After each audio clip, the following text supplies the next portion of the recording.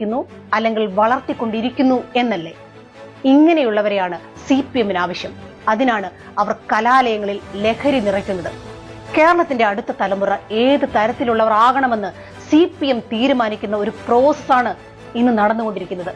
നോക്കൂ, കയ്യും കാലും കെട്ടിയിട്ട് കോമ്പസ് കൊണ്ട് ശരീരത്തിൽ ആഞ്ഞു കുത്തുമ്പോഴും ചേട്ട എന്ന് വിളിക്കാനല്ലാതെ ഉറക്ക നിലവിളിക്കാൻ കഴിയാത്ത വിധം ആ സാധു കുഞ്ഞിനെ പ്രേരിപ്പിക്കുന്ന ഒരു ഭയമുണ്ടല്ലോ, അത് കേരളത്തിന് നല്ലതല്ല. വരിയുടയ്ക്കപ്പെട്ട ഒരു ഷണ്ഡനെ പോലെ നഗ്നനാക്കി മഹാപാപം ചെയ്യുന്ന SFIക്കാരന്റെ മനോവൈകൃതം ഒന്നാലോചിച്ചു നോക്കൂ നിങ്ങൾ. ശവശരീരവുമായി ലൈംഗിക ബന്ധത്തിൽ ഏർപ്പെടുന്നതിനേക്കാൾ ഭീകരമായ ഒരു തരം മനോവൈകൃതമല്ലേ അത്? ഇവനൊക്കെ നാളെ ഒരു നേഴ്സായി പുറത്തു വന്നാലുള്ള ഭീകരാവസ്ഥ ഒന്ന് ആലോചിച്ച് നോക്കൂ.